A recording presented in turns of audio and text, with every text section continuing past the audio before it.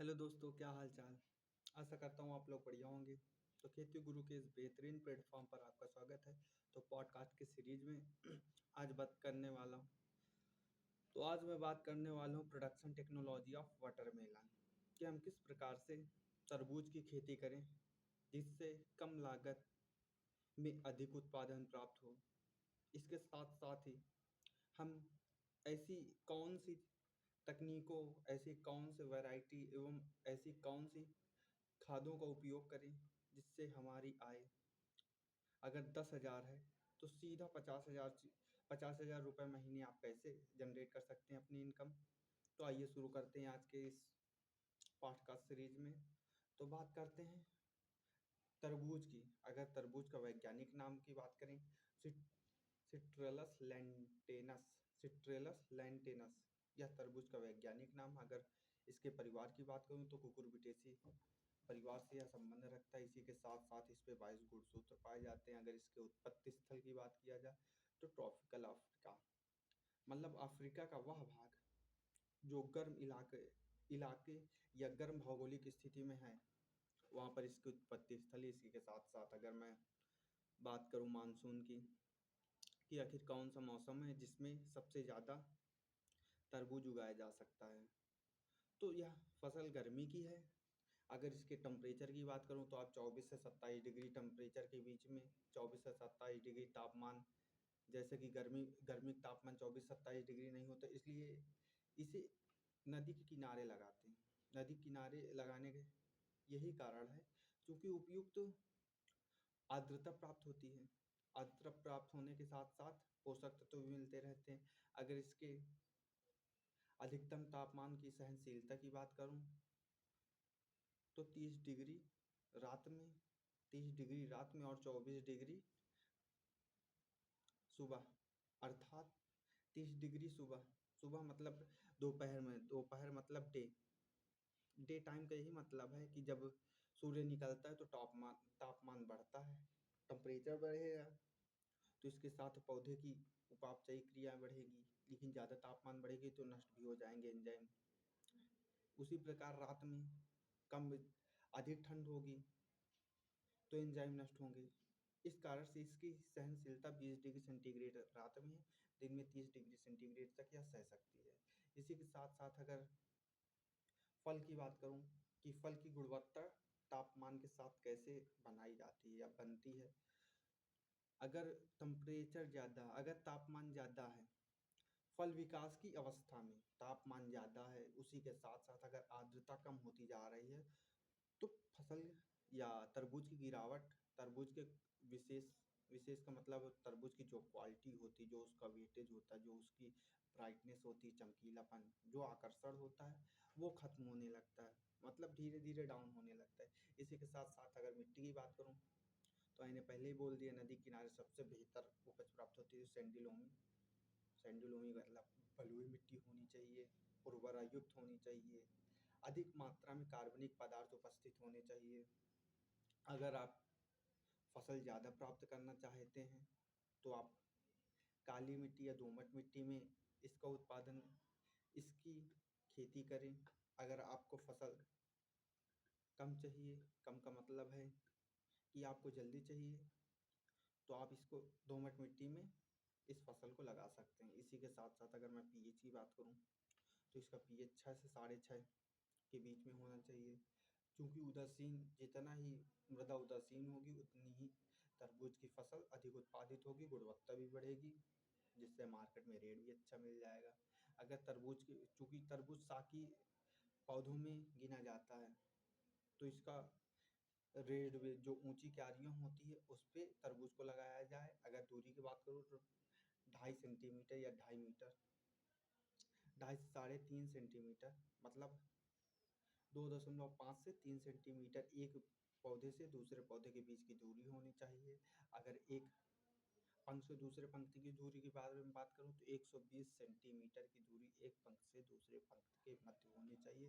इसी के साथ साथ बीज कब बोएं, ऐसा कौन सा मौसम है जिसपे बीज बोने पर जर्मिनेशन वैल्यू, जर्मिनेशन पावर भी बढ़ जाए और जो जड़ संबंधी रोग होते हैं वो भी ना लगे। तो अगर आप उत्तरी भारत से आते हैं तो आप नवंबर से जनवरी के बीच में आप बीज बो सकते हैं। अगर आप दक्षिण भारत से आते हैं तो आप जनवरी से फरवरी के बीच में बीज बो सकते हैं। इसी के साथ साथ बात करते हैं बीज उपचार की। चूँकि बीज बोने से पहले बीज उपचार करना फसल उत्पादन के लिए बेहतर तथ्य होता है। बेहतर तथ्य का मतलब कि जर्मिनेशन वैल्यू भी बढ़ जाती है, रोग भी कम लगते हैं। इस कारण से सीड ट्रीटमेंट किया जाता है, बीज उपचार किया जाता है। तो बीज उपचार कैसे करेंगे? आप बीज को 6 से 12 घंटे पानी में भिगो दें, जिससे जर्मिनेशन पावर भी बढ़ेगी, अंकुरण क्षमता भी बढ़ेगा, जल्दी अंकुरित होगा तो जल्दी फसल तैयार होगी। इसी के साथ साथ मिट्टी जनित रोग होती हैं, जो कवक, फंगस जैसे, बैक्टीरिया जैसे रोग होते हैं, जो जड़ को सड़ाने या जड़ में पाई जाने वाले जाइलम एवं फाइलम जैसे ऊतकों को नष्ट करती हैं। तो इसी के साथ साथ बात करते हैं कितना बीज 1 हेक्टेयर में लगेगा। तो 350 5.5 मतलब 3.5 किलो 5.5 किलोग्राम प्रति हेक्टेयर तक आप बीज उपयोग कर सकते हैं। अगर वहीं आप हाइब्रिड की बात करें तो 1.5 से 2.5 किलोग्राम प्रति हेक्टेयर आप बीज का उपयोग करें। क्योंकि हाइब्रिड बीज की जर्मिनेशन पावर भी बढ़िया रहती है, रोग प्रतिरोधक क्षमता भी ज़्यादा रहता है और बीज कम लगता है, उत्पादन बेहतर मिलता है। तो सीड ट्रीटमेंट में बात करते हैं रासायनिक रूप से हम किस प्रकार से बीज उपचार कर सकते हैं। तो इथेफोन एक रासायनिक मिश्रण है, जिसका उपयोग करने से बीज की अंकुरण क्षमता बढ़ जाती है। इसी के साथ साथ अगर आप सीड ट्रीटमेंट के दौरान रोगों का उपचार करना चाहते हैं तो आप थीरम और कैप्टान होता है, वो रोग प्रतिरोधी क्षमता बढ़ा देता है, जिससे इससे बीज संबंधी रोग नहीं लगते हैं। इसी के साथ साथ अगर उर्वरता प्रबंधन की बात करें कि उतना ही खाद का उपयोग करें जितना पौधे के लिए आवश्यक हो और लागत भी कम लगे। तो आप 30 से 40 टन प्रति हेक्टेयर की दर से गोबर की खाद, जिसे फार्म यार्ड मैन्योर, गोबर की खाद आप डाल सकते हैं प्रति हेक्टेयर पे। इसी के साथ बेसल डोज होता है। बेसल डोज का मतलब सोइंग के दौरान, बीज बोने के दौरान अगर आप डाल रहे हैं खाद, तो आप नाइट्रोजन 80, पोटेशियम 60 एवं कैल्शियम 80 किलो प्रति हेक्टेयर डालें। इसी के साथ साथ आप याद रखें कि नाइट्रोजन जो मैंने 80 बोला, उस पर आप 40 बेसल डोज पे डालें। और टॉप ड्रेसिंग होती है प्लांटेशन से ठीक 30 से 40 दिन के अंतराल, 30 से 40 दिन के बाद आप आधी नाइट्रोजन, जो बची हुई 40 किलो, आप उसको डाल देंगे। अगर आप नाइट्रोजन, जिसे आमतौर पर यूरिया कहा जाता है, अगर आप यूरिया डालते हैं तो उसकी काय को वृद्धि का मतलब है तना विकसित होगा, पत्ती विकसित होगी, जड़ें मजबूत होंगे, उपापचयी क्रियाएं बढ़िया होंगे। जब ये सब संतुलित अवस्था में रहेंगी तो फसल उत्पादन बढ़ेगा। इसी के साथ साथ बात करते हैं वैरायटी की। किस्म मैंने बोल दिया कि बीज 3.5 से 5.5 किलो बोना है ओपन।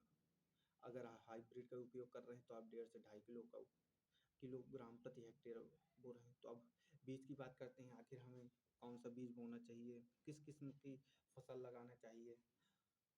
तो शाही यूमेटो, शुगर बेबी, इसी के साथ साथ न्यू हैम्पशायर मिडगेट, असाही उमेटो, शुगर बेबी, इसी के साथ साथ न्यू हैम्पशायर मिडगेट।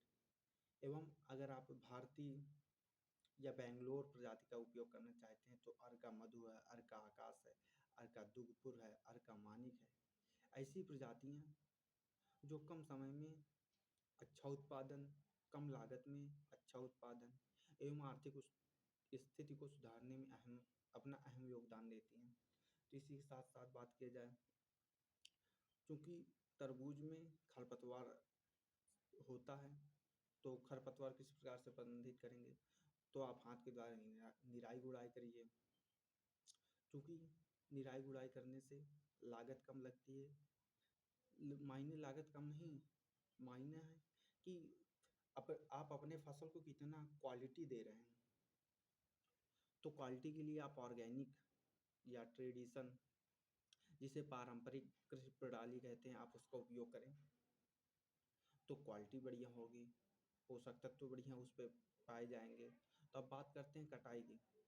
हमने बीज भी बो दिया, खाद भी दे दी, किस अवस्था में खाद देनी वो भी बता दिया। तो अब बात करते हैं कटाई की। कटाई किस अवस्था में करनी चाहिए?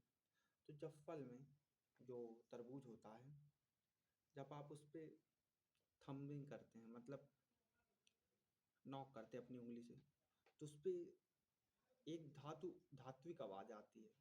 यदि धात्विक आवाज़ आए तो आप उस स्थिति में तरबूज की हार्वेस्टिंग करिए, तरबूज की हार्वेस्टिंग करिए, तरबूज को काटिए। तो प्लांटेशन से ठीक 90 से 120 दिन के बाद तरबूज तैयार हो जाता है। कई तरबूज पीले भी होते हैं, लाल भी होते हैं, इसी के साथ हरे भी होते हैं। सब अपनी अपनी किस्मों पे आधारित होते हैं। अगर उपज की बात करूं तो 1 हेक्टेयर में 25 टन उपज प्राप्त होता है। तो धन्यवाद।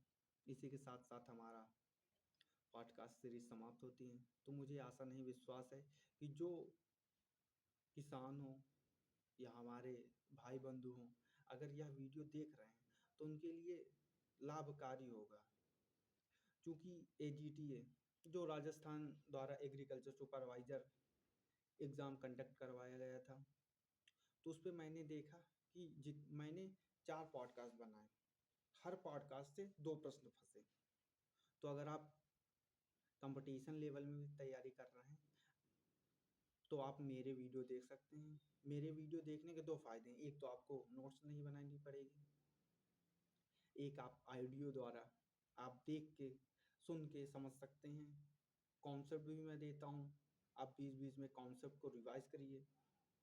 अगर आप ये भी चाहें कि सर अब अगला वीडियो मेरे मन का हो, तो आप टॉपिक भी डाल सकते हैं, चाहे वो किसान हो चाहे हमारे भाई बंधु हों। तो नमस्कार, धन्यवाद, और इस वीडियो पर बने रहने के लिए बहुत बहुत आपका आभार व्यक्त करता हूँ। अगर आपको जानकारी अच्छी लगी हो तो लाइक, सब्सक्राइब एवं शेयर ज़रूर करिएगा, क्योंकि आपका एक कमेंट मेरे लिए उत्साहवर्धक होता है। आपका एक लाइक मेरे लिए उत्साहवर्धक होता है। अगर आपने एक शेयर कर दिया तो मेरे लिए एक शेयर मायने नहीं रखता, उस शेयर से कितने लोग मेरी जानकारी का उपयोग कर रहे हैं वो मायने रखता है। इसलिए मैं कहता हूँ शेयर करिए। तो आशा करता हूँ आप लोग बढ़िया होंगे। धन्यवाद।